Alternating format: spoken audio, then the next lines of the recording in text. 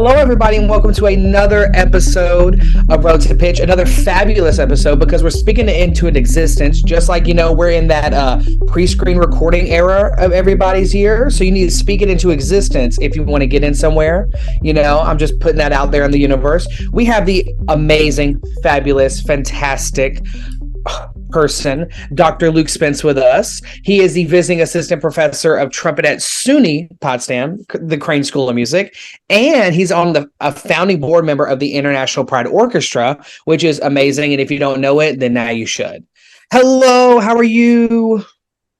I'm good. I'm very tired, but I'm good. I'm happy to be here. Honestly, as we said before we got on here, we fight into Thanksgiving. Like once we get there, we're gonna eat. We're gonna eat.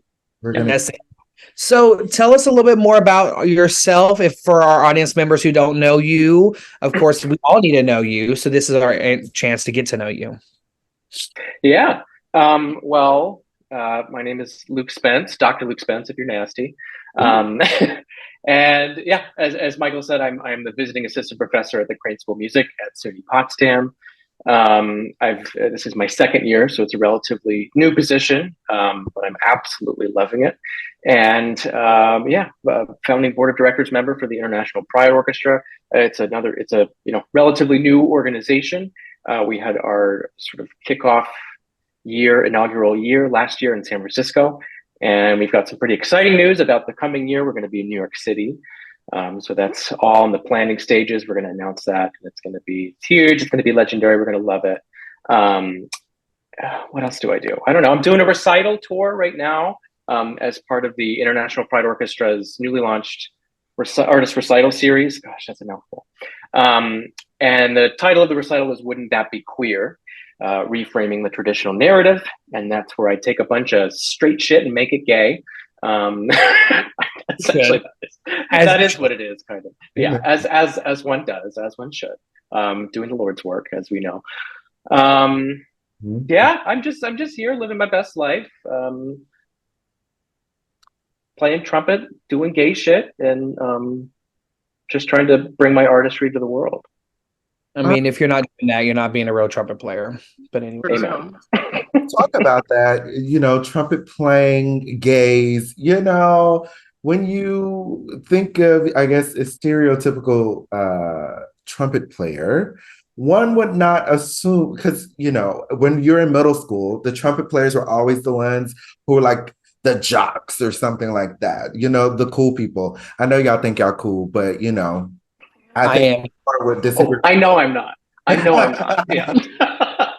You not back me up like that, okay? Anyway, because you want to be the prima donna, and it's okay. It's okay. We love you. We love you. We love you.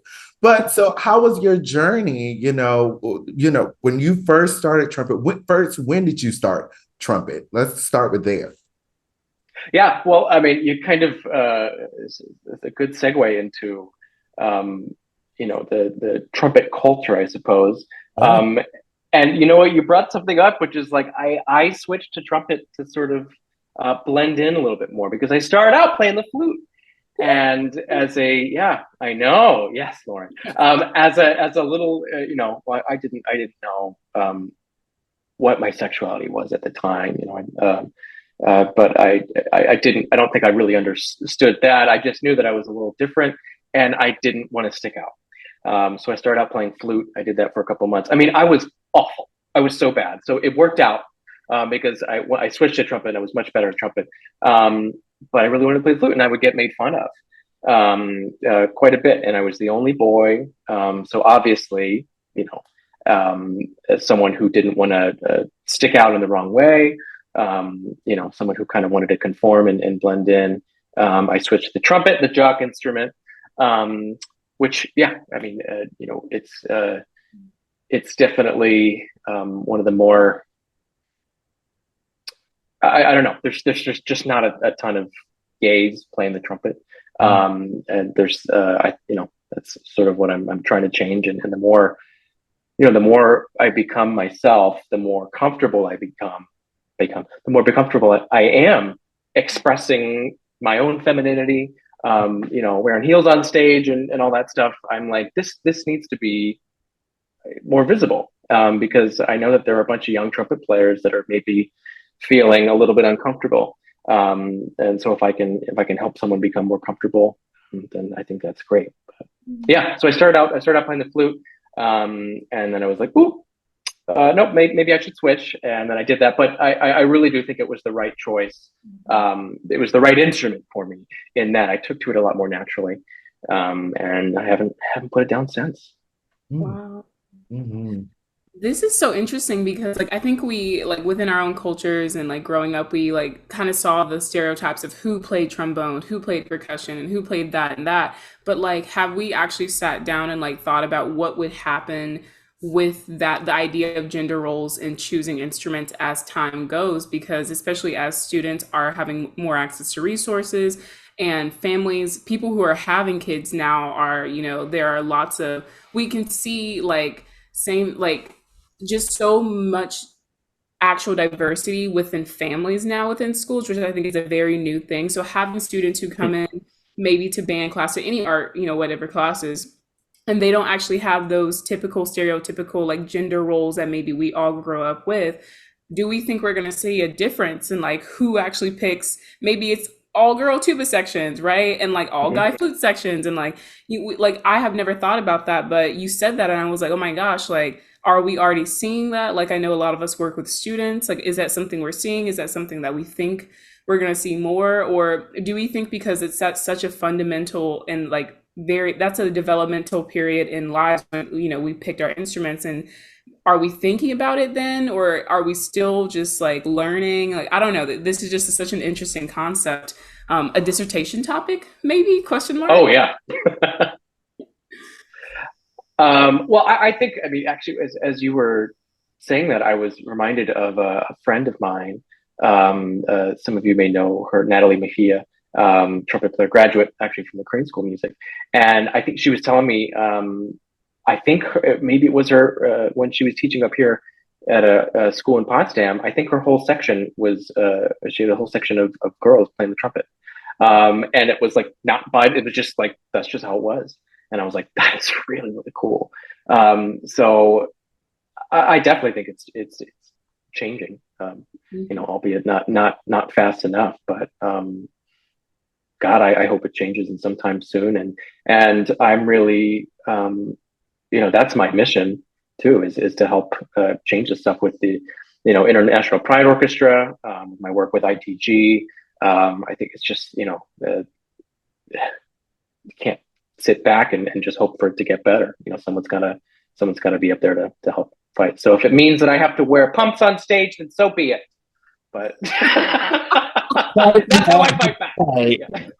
Well, I will say this. I was talking, I don't know if I was talking with y'all at lunch this past year.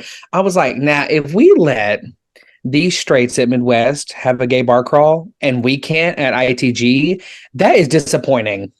That is really embarrassing because I know some of these queens up in ITG and there are some major queens and we don't let them out gay us for this gay bar crawl.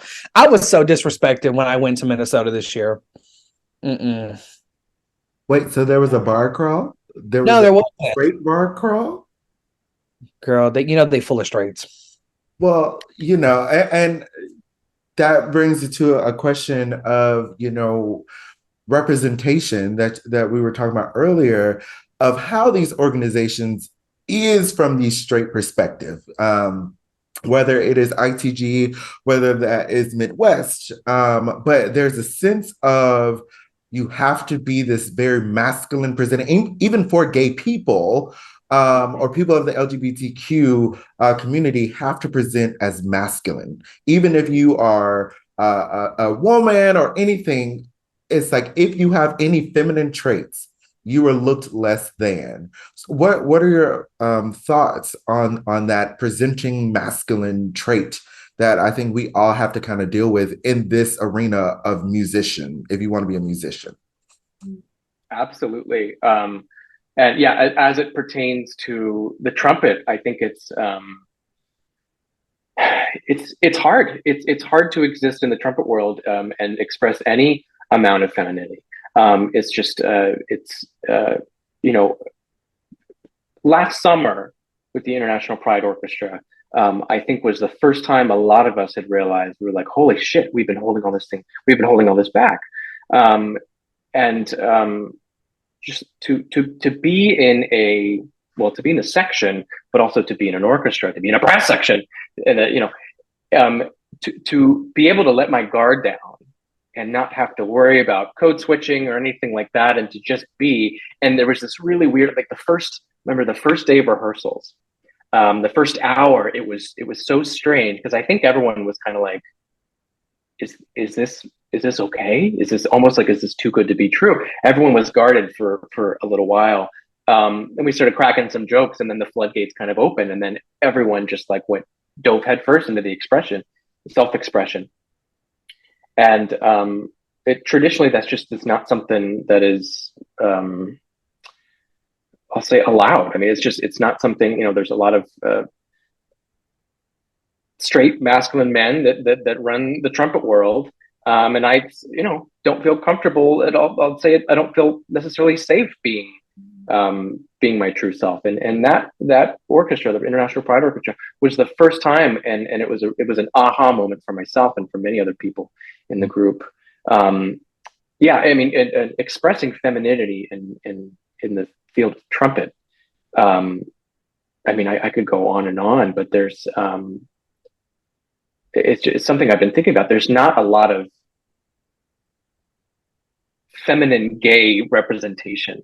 I mean, if we look at the people in major orchestras and who they are, I mean, there's actually plenty of lesbian women that are that is very prominent. But there is a masculinity that a lot of people need to, or feel they need to, I should say, to abide by in order to get by in this field. And it's just so, I didn't realize how much it had affected me until that experience last summer. And I was like, okay, I never want to go back to this ever again.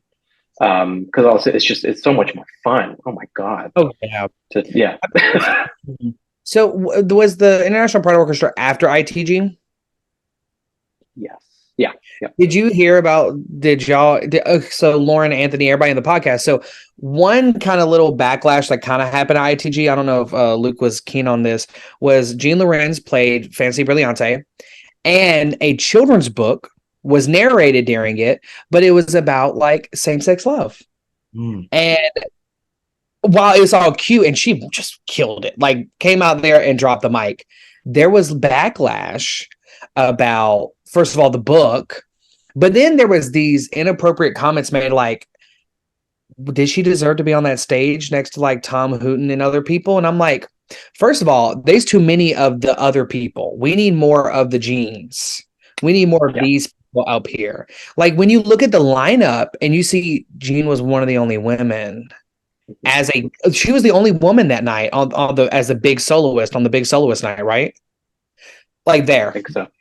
Yep. So like, but the fact that she did it with a same-sex children's book and was narrated, that caused a huge whiplash. So I'm glad that you had the experience after that to go to International Pride Orchestra and go, oh my God, yeah. And it was about like gay bunnies, wasn't it? I wasn't at that performance, but it wasn't even about gay people, but gay bunnies. And what? some of the straight dudes that were like, this is, can't have this. It's like, fuck off. Sorry. so tired of it. But say what you will about that. I do feel like that there's the right motion forward. And Jason Bergman, I think, did he's a very gracious person. He knows how to listen to people, which is a skill that I think a lot of people need to have. But he was the outgoing president. The new president of ITG is Ryan Gardner, a gay man. And he's been so supportive. I've been talking to him a lot, and we're actually looking at having some social events next summer. Not that kind of social. You're not invited. Family friendly, yeah. I think it's heading in the right direction. Yeah. But there is still, God, there's so much work to do, and these people, whether we like it or not, are part of our community as trumpet players, whether we like it or not. And that's the, that's the cold hard truth, unfortunately. It was so funny because actually last year I went with Michael to ITG, or earlier this summer, I should say rather. God, it's been a long year. I know. And it was so funny because like I had my my flute bag on me, but you can't really tell it's a flute bag when I have it on. Or no, actually that's a lie. I had just my book bag. I had my book bag. My flute was in it, so it just looked like I was someone attending the conference with Michael. And it was so funny because I could tell people saw me and was like, who is this person?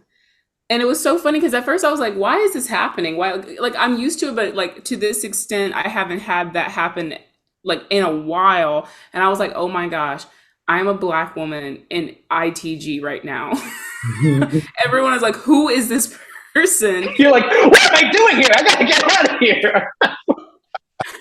And that was it was a weird feeling because it was either like, and I didn't have a badge on or anything. I had a guest or artist pass, but I also didn't want to have a name tag on because I would see people searching for a name tag to be like, is this, you know what I mean? Like, who is this person? I need to look them up. And I was like, nope, nope, you can't know who I am. But it was just such a weird thing because I was like, is there really such a small amount of Black female trumpet players in the community at all that you're just kind of like, is this one of the 3 that I know, or one of the 1 that I know? Is this the one person that I know? And I don't know, it's just it was such a heavy masculine energy around the room that I was like, ooh.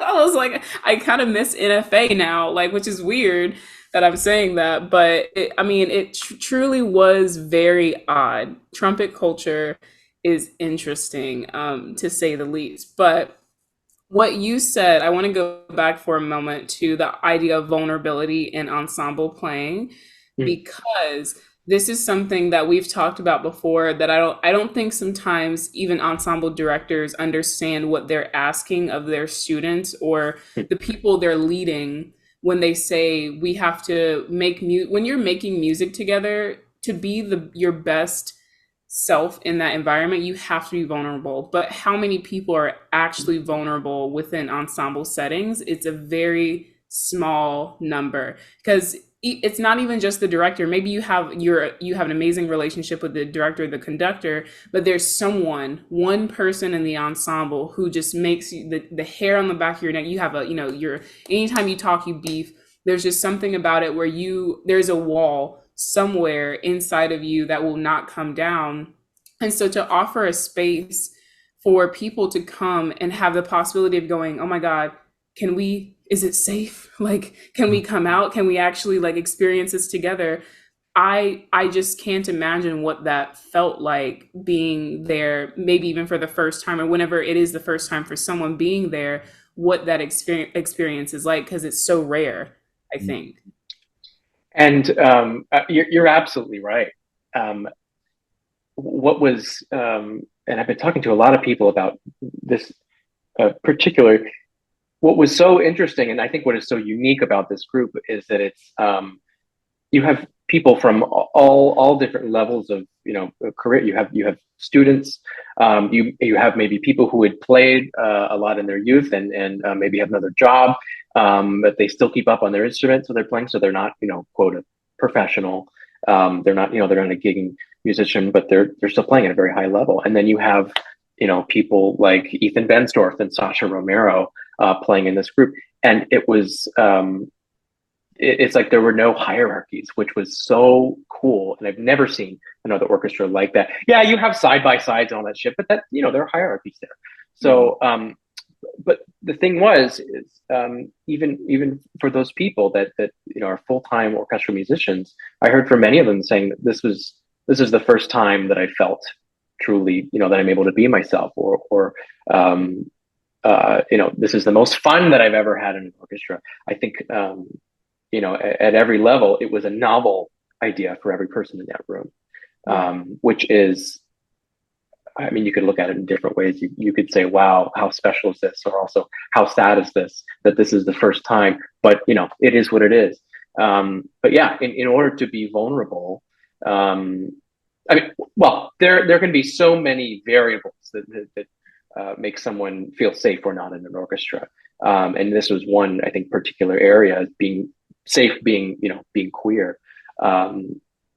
We could have just as easily had a queer conductor that was just an asshole too, and that would that wouldn't have done much. So we were very fortunate to have all the conductors were just wonderful, and they were all the right fit. They were all on board for that mission. Yeah. It's something powerful when you are around like-minded and like people. I was just at a conducting symposium over the weekend, and it got to the point, how we always go out to a bar, the reception. And it's just funny, the three gays, we all congregated together and we're sitting here, talking all the shit and just laughing and kicking. Of course, Drag Race comes up and we're just talking. And it's just, to me, it was funny because you see the straights looking like, what are they talking a different language? What is this? And it's like, well, exactly. This is how you are on a scale. This is how much this little part is maximized when the roles are reversed. How we have to come into a majority space by y'all. And we're like, what the hell are you talking about? Or how Thank you. Oh my God. So you get to see just on a little scale what that is like. And so I know for when you got to the Pride Orchestra and y'all can make the same catty jokes and be like, oh my gosh, we understood. Or, and it goes to the rehearsal process. The conductor could say something, you're like, oh, got it. Y'all are just a little sharp, sharp as a good old stiletto. Oop, we really sharp then. We need to go ahead and lower it down. But see, it's about being that kind of level of comfortable, having a comfortability within that. And can you just talk about the inception of this? Like, where did the Pride Orchestra come from? Or when did you decide that there was a need, you and the others that created this organization? Yeah. That is so true. It just, when you were talking about that, it just made me think about all the times it's like, I'm in straight sections and they're talking about golf and football, and I'm like, ugh. Yeah. Or, Oh my gosh. even worse, it's the dudes talking, in completely vulgar ways about women and stuff. And I'm like, Not Michael aligning with a straight on this. Let's okay, pause. It's time to call out Michael on another episode of Relative Pitch. Michael is really great. Like, Michael can go a long time with straight passing if you just talk to him about football, golf, or something like this. And usually what happens is me and Michael are next to each other, and I feel like I'm the gayest person in the room. Like, and I know I am, because Michael is like really just letting these people talk and he's talking back. I'm like, Michael, we're supposed to be a team here. We're supposed to be on the same page. And now I sometimes don't catch them. Like, I just learned 2 days ago what Friend of Dorothy was. The Luke Spence look was, he was like, bless your heart. I do love football. That is a very big passion of mine. Golf is neither here nor there. I mean, but we can tell by my I wear dry fit polos. That should tell you everything about my personality. You should be able to talk about golf or football in a gay way, right? I do. With your gay friends. Go to the gay sports bar. Okay, talk about their butts or something. I don't know. That's a real thinking idea. Look, now that's what I do. So whenever I'm in spaces where people are talking about sports, I'm like, yeah, I saw their jock straps, and this one was wearing that one, and this is wearing that one. Or baseball. I love baseball players. And then it's always funny because then they get uncomfortable, and I'm like, well, that's how you were making me That's how you make me feel every fucking day. Yes. Every time. Yeah. Every time. So, you're welcome. You're welcome. I am sorry. Apologize for. Let's go back to you had. I didn't want to get too far off topic, but I had to mention that. So you wanted to know about the inception of the orchestra, so a really good friend of mine, dear friend of mine, Mike Roost, who is a recovering tuba player. I met him at Oberlin. He was the brass ensemble director and the orchestral librarian at the time. Now he works at the San Francisco Conservatory, but we kept in touch. We just, we really hit it off. And he's always been someone who was very community oriented, and is always thinking about service. There was a event that we would do every year at Oberlin called Empty Mugs, and it was a big brass concert. But he was also into pottery, so he was in the Oberlin Pottery Co-op, and so he got all these potters together, and they created a bunch of mugs, and he brought in all the local businesses. The local coffee shop donated like hot chocolate, and they had, the bakery would bring in food and stuff, and it would bring everyone together at the a church in town for a brass concert, and then they would auction off the mugs, and all of the proceeds would go to Oberlin Community Services. So it was a grassroots thing, just helping out the town, and for so many people involved. And we were playing, music at a very high level. For so many people involved, including myself, it's one of our favorite memories. And frankly, one of the only times that we actually interacted with the community and went outside of our space into the community. So he's, I just admire so much about him. So when he came up with this idea, and he ran it by me and asked if I wanted to join the board, and of course I was like, absolutely. Felt very honored that he trusted me with that and that wanted my perspective. So I joined the board, and the rest was history. So this happened, over a year ago, and the fact that we were able to get everything together and have a concert to present in less than a year's time was pretty remarkable. So yeah, we're super thrilled with what's going to happen in the future. But he kind of going off on a tangent, but another thing that I just really respect about him, and we had a conversation a few months ago, and this was in regards to my recital that I'm giving, the Wouldn't That Be Queer recital. It was sort of a similar thing. I wanted to do something that was meaningful to myself, to the community. I wasn't sure if it was going to work, how it was, how it was going to play out. But when I said that I wanted to do this through IPO, he was like, well, yeah, of course you have to do this. You're an OB. He was like, that's what we do. We don't sit around. We don't wait for someone else to do it. We have an idea and we do it and we follow through. And I don't think that's unique to being necessarily an OB. I think that's, I think that's what the best artists do. We don't sit around and wait for someone else to do it. So that's what he did with IPO. And that's what we're going to continue to do. Yeah.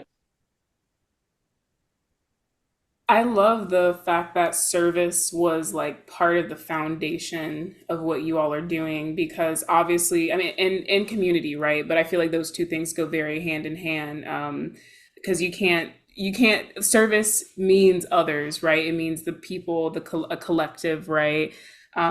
Is service something that International Pride Orchestra, is that something that you want to be a pillar of what you do? And does that mean that, is that outside of music as well? Are there other things that you're looking forward to, or partnerships that you're considering that are outside of maybe even just music? Yeah.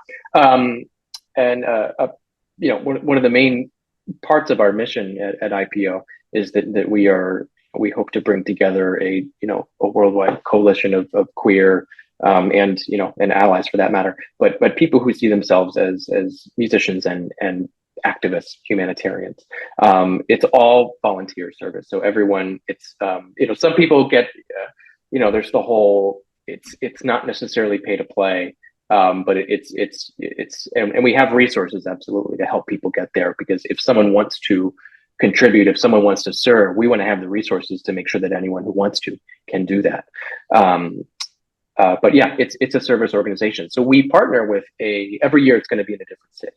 and we find an organization in that city, in the host city, that we want to support. So last summer was Lyric, which is one of the nation's, I think it was, if not the first, one of the first, and it's the largest center for LGBTQIA plus youth. And so we partnered with them, and they're based in San Francisco, and we raised, a ton of money for them. And that's the whole point, is to go somewhere and then make an impact in that area. It's not just somewhere to like go and be gay and celebrate being, that there's part of that too. But we got to do that. But it's about service. It's about protecting your community and helping your community thrive. So we're excited to see where we get to bring this in the future. Obviously, we're first starting, so we're kind of hitting the major cities, but there's a lot of places that need this. And we can't wait to help those people out. Yeah. Because they're our siblings. This needs to come to Atlanta. I'm just gonna yes, throwing it out there. Atlanta would be great. And I mean, I would love to be in the audience and enjoy all the beautiful collaborations and just seeing representation on the stage. Of a lot of things that in our community as musicians, we have been told we cannot be a certain way. And for anybody that is listening to the podcast, go Google, and we'll link down below the International Pride Orchestra website and watch some of their videos. Because you will see exactly what we're talking about. Everyone comes in their true, authentic self, and that is something to just applaud, that there is a space for this. And I just think it's so beautiful. So thank you, and thank the entire board and everyone that is involved into that for creating this space. Mm-hmm. Thank you. Yeah. We're not going anywhere. We just got started, and we're gonna take the world by storm. But yeah. And another thing is, so many people think of, maybe like to think that our field is such a open. Oh, there's so many gays that do this, and it's so it's so accepting. It's like no, it's not. Like, what do you mean they're everywhere? Yeah, but. So it's a really, really important thing, and we're really, really passionate about it. Mm-hmm. Well, it was just like, for me, just like watching it like on via Instagram that weekend, I was like on y'all stories, and it was crazy. Like, they were voguing at one time to some string melodies, while the brass were usually in regular orchestras we're on our phones. In their orchestra, they were voguing. So they said, let's take advantage of this good beat. But it was just so fun for me just to look at an orchestra and be like, wow, they really filled out an entire orchestra. Like, that is a lot of people. Mm-hmm. Like, just like the sheer numbers of seeing that, of being like, okay, you can't have a full trumpet section, a full trombone section, like the violas, like, even we love them, but violas. But you know what I mean? Like, it was just like, for me, a numbers game, kind of. It's just like, oh, you can fill out a whole orchestra, and it sounds more than phenomenal. Like, y'all's Trike 4. Like, did y'all do Trike 4? We did. Yeah, no, we didn't. I don't know what you're talking about.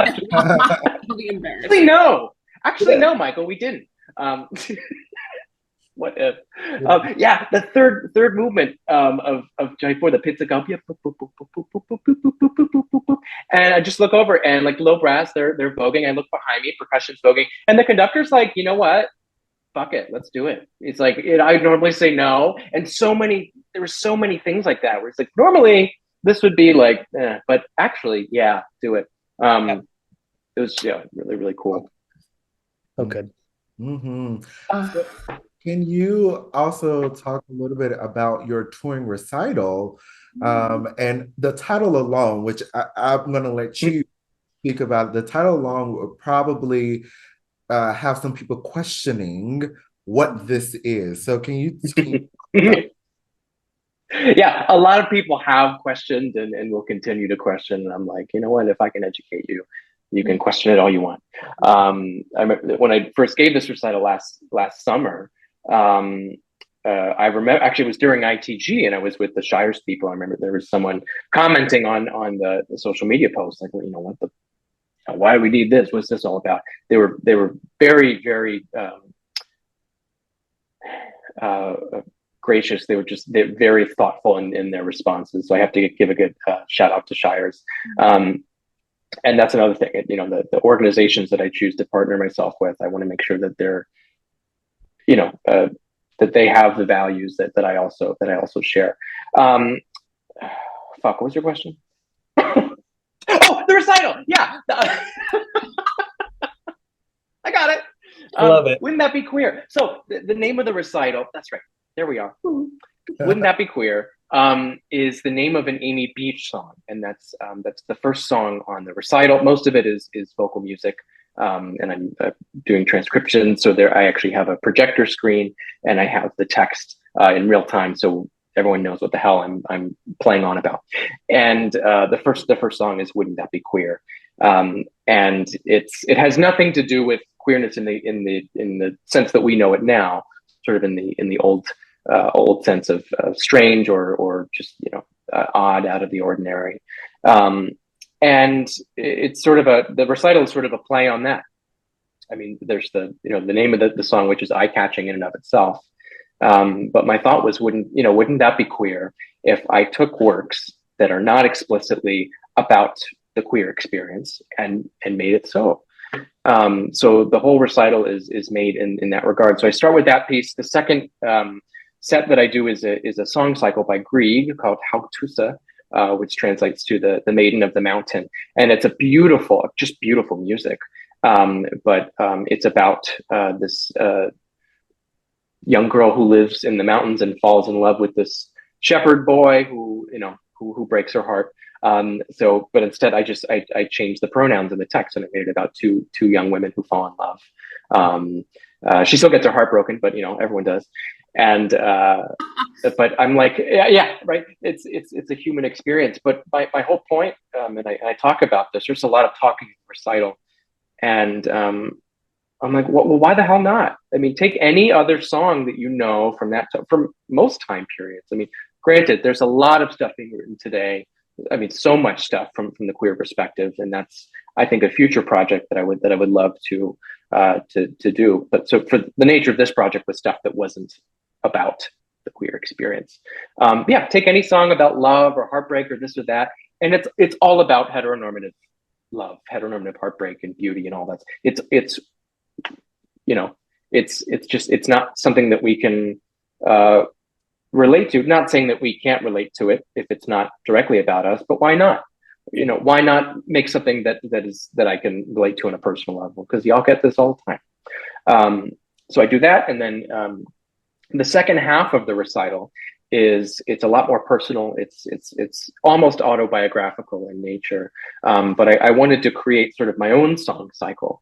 So I took bits and pieces from different works, and I sort of weaved them together to tell a coming of age narrative, starting from childhood all the way through adulthood, through falling in love. And in there, I talk about a lot of personal details, but personal experiences from my upbringing as a queer person. The first song that I do in the second half, well, it's not a song. It's the only piece that's written for trumpet. It's by Dorothy Gates, and it's called.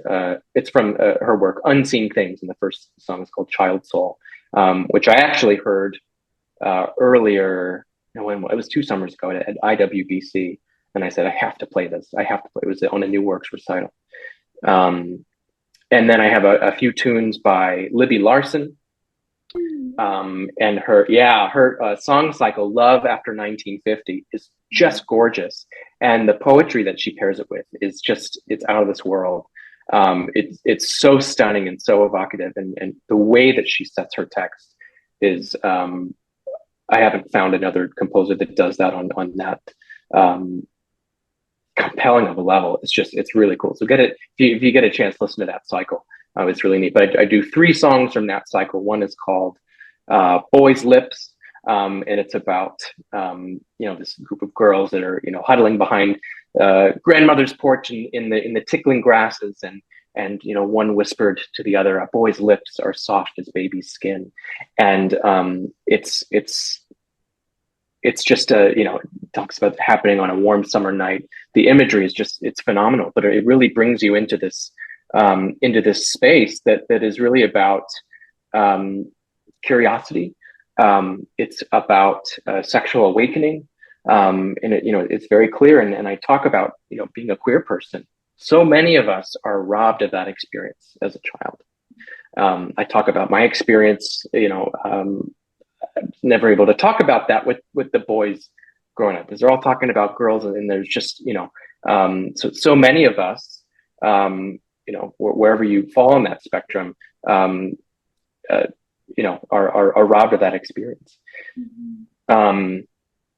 Then we go to this song called Big Sister Says, and it's each one of these tunes is so there's the text, but then there's a certain genre associated with. So the first one, Boy's Lips, is associated with the blues genre. It's very, very jazzy, very sensual. The second one, Big Sister Says, is all about how beauty hurts. The razor blades and the tweezing and pressing the eyelashes. It's very you can feel the pain, and that is overlaid on top of it's a honky tonk, sort of this Jerry Lee Lewis type raucous piano stuff. It's really fun, but it's all about how beauty hurts, and I the way I relate that to the queer experience is something that I think every person understands. It's the shit that we do to ourselves in order to appear beautiful, ultimately so that we can be loved. That's why so many of us do it, and this pressure that's put on us, and so I know that exists on that's sort of a universal thing, but certainly can relate to that in queer culture. And then the third song from that cycle is called Blonde Man, and this one I just adore. And it's a torch song, and the speaker is talking about how she hates blonde men. She's like, I think I ought to warn you that I hate blonde men before I break your heart. The gold of their eyelashes and the blue of their eyes, it's like a deep pool of water, and it's like rainbows, and she's clearly infatuated. And the last line of that is the shock of a bright blonde head. Oh fuck, what is it? The shock of a bright blonde head slanting above me against the covers of my dark blue duvet. So that was just about good old fashioned sex and lust, and I love it. And it's a very it's kind of I like to joke around with my audience. I'm like, I don't think I need to explain to anyone why I find this one relatable. And then we move on to the final song on the recital. Is it forgetting one? No, the final song, which is called "The Metropolitan Tower" by Laurie Laitman. Excuse me. And another great song composer. And it's a very simple, a beautiful melody, but it's about falling in love for the first time. So I sort of take this this arc from childhood through sexual awakening, struggling with beauty, and having sex and all that stuff, and then falling in love. But I didn't want it to be so, kind of quintessential, like love from a partner is the end all be all. So I talk about, obviously that's important, if that is important to you. But I take the time to really talk about self-love, and falling in love with yourself, not in a narcissistic way, but in a healthy way. And I think that is something, to quote RuPaul, if you can't love yourself, how the hell are you going to love someone else? Can I get an amen? But it's really true. And it's such a big part, I think, of the queer experience, for many people, that we have to get to that point where you have to fall in love with yourself, in a healthy way. And that enables other beautiful relationships to happen. But anyway, so that's sort of the gist of the recital. And I just put so much of myself into it, and I just wanted to share that with other people, and just play music that I love, because I'm tired of trumpet music, people. I'm tired of it. Rotted. Real love. Sorry, Michael. Do you also love trumpet music? I know you love football and golf. So Not you. Because I was going to pay you a compliment. You know what? I'm going to say it. I was in attendance. You should, if you see it near you, please go. Please interact. Please, in your mind, go through the journey. Well, because, like, okay, I'll be real honest real quick because Anthony knows this, Lauren knows this. I hate the shows Love Victor and Love Simon. And the reason I haven't why, seen either of them. okay, you might like them. They're too nice for me and too sweet. Was that for a me. read? Yeah. The library I'm sure you'd open. like it. The library. Maybe it's fundamental. Anyways, because they're too sweet and it happens too like easy for me, and at least my experience and what I grew up in. And so like your recital in my head made more sense because like some people had the chance to fill those boys' lips, some people did not until they were like 40 or 38 or in the profession finally have a full-time career.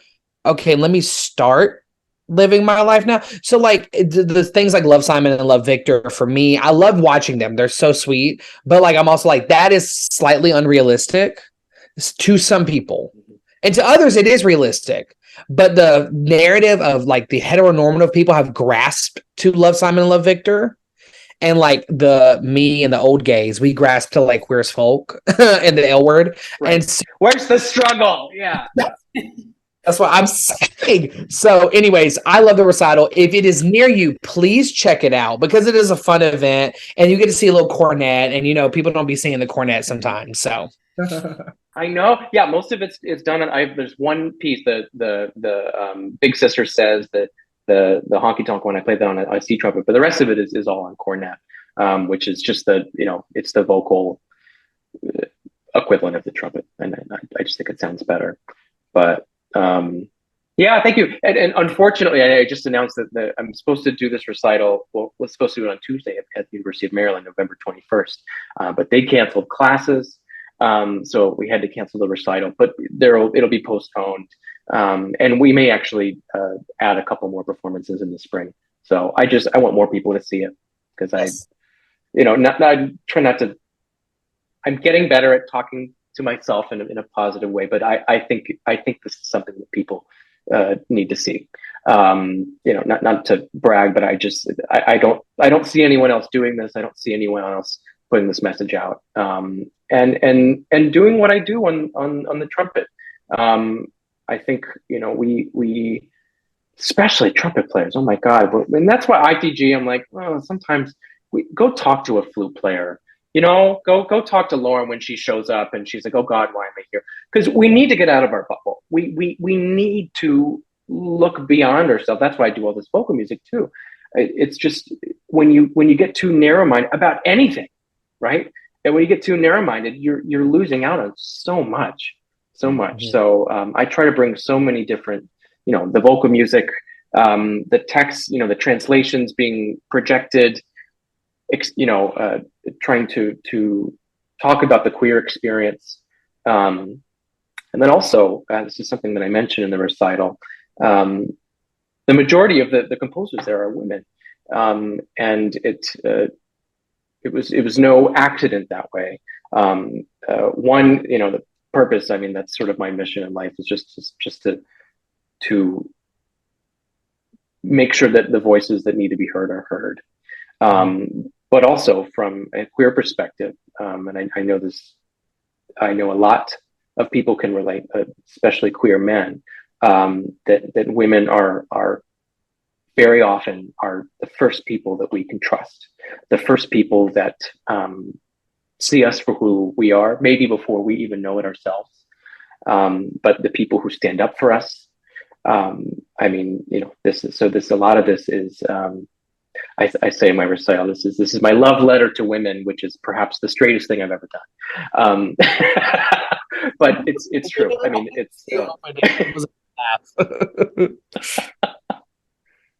But yeah, so it's a celebration of so many things. I hope more people get to see it. I just love, this conversation has been about vulnerability. It's been about individuality. It's been about community. It's been about how to be genuine in who you are. And I just love that, first of all, we're having more and more of these conversations, but also we're seeing more of this actually within like we're getting to see this. We're actually getting to see performances, recitals, concerts that embody these values. And we have students who are growing up and they're able to see you. And you absolutely should talk to the amazing work that you're doing. And it's not a brag. And if it is, who cares? Like Yeah. like speak it up because more people need to hear about it. And I try to, as much as I can, advocate for when I'm like, this is a composer you have to listen to, this is a performer, an artist you need to listen to. And that's what we try to do here with Relative Pitch, is to bring art, like just find more of you, find more of Dr. Luke Spence if you're nasty. So that yes, and be nasty. Yeah, and be nasty about it. Because it's just amazing. And I'm so thankful and so grateful that people like you exist in this world. And we're so lucky. And the trumpet community and the music community and the arts community at large is just so lucky to have you as like a part of the community. Because the type of work you're doing is going to inspire so many people to be more of themselves and be genuine. Right. Hello. All of us, all of our listeners, we hope have like felt something that you're like, wait a minute, I haven't been doing this and I want to do more of this, or something just triggered me. So thank you so much for sharing all of that, because it really truly has, it's changed me. So thank you. Oh my God, thank you. That's so sweet. And yeah, I hope to, I just want to inspire people. And I'm getting to a point in my life. I mean, I'm so old, right? But I'm getting to a point, and I'm like, I don't want to do stuff that I don't want to do. I want it to be meaningful. I want to inspire people. I want to make change. God, I'm so tired of the Kennan Sonata. Ugh, like. Oh God. But yeah, I think. Could you not say the Halsey Stevens? Like literally any other sonata. But what was I going to say before Michael so rudely interrupted? Oh, what was I going to say? No, it was going to be so good and so profound, and you ruined it. You're talking about change and how you're just so happy that change, like you're happy that I think you're getting the opportunity, and you're at the point of your life where you want to do more of that, Yes, and I'm just. I've loved teaching. I mean, I do. And I feel like I fall in love with it even more every day. And I really think about what I want my students to see. And I want to be, I know it's cliche, be the change. I want to be the person that my students see that and they're like, oh, I can do this, I'm not interested in anything else. I'm really not, as an artist, and I hope to inspire more people to do that, whatever it is for that person. I'll give a quick shout out. My grad student, Olivia Montano, just gave a recital this evening. We had 4 recitals this weekend, but she gave a recital, and it was about the 5 stages of grief. Right. I mean, when she came to me with that idea, I was like, and she's like, no, this is stupid. It's like, oh my God, no, this is like beautiful. This is the stuff that we need to do more of. Because that's something we can all, relate to. And it's not the Halsey Stevens, right, Michael? And it's, yeah, I mean, that's art right there. Yeah. In and of itself, just that theme and bringing that on the stage. And then having the vulnerability to be able to talk about that on stage. Oh my God. Yeah. It's just, really, really cool. So I want to keep inspiring more people to do that stuff. So what I love about this entire conversation is the space to be unapologetically you and authentically you. And I've always said that is what inspires, the great thinkers and the great artists, is when you unlock that true self. That is when the best things will happen. And I love how you are walking into your authentic truth, and you are inspiring anyone and everyone that comes into your path. So just thank you so much for coming on to Relative Pitch to and continue to inspire us as we have now, our paths have crossed, and I know our audience members will enjoy this just as much. Oh, we're gonna be good friends. Y'all are beautiful people. Yay! Party. Even you, Michael. Even you. I know I give you a hard time. I love that. He can take it. He can take it. Very well. You fit in very well on Relative Pitch because Michael Yes. will always be. We always got a library open for this. Apparently, I am the work in progress. I didn't get that memo. The watermark is not on my screen; it's on y'all's. So. We love you. We love you. But thank you so much for joining. I know I randomly texted you one day. I said, "Hey, we have a free Sunday coming up, and we need a guest." And you were like, "Yes," like almost instantaneously without even asking. And it's just so welcoming to hear you talk and hear you just explain things. And it was great seeing you on Instagram for the first time, like 2 years ago. And I was like, that's serving. Okay, let me follow. And then like the playing was also serving. I said, okay, so I need to be like that. So thank you so much for sharing who you are and for unapologetically living your life so others can be inspired to do the same. And thank you all for watching another episode of Relative Pitch. It's amazing. It's awesome. Now Dr. Luke Spence, because we are all nasty, has joined our village. And so we have to follow him and we have to support him through all of his endeavors. That means just liking, sharing, subscribing, sharing one of your friends. Tell one of your friends about his mission because it probably will help them. And it'll probably come at a time where they really need it. So thank you again for a wonderful conversation. And we will see you all next time. Thank you, guys.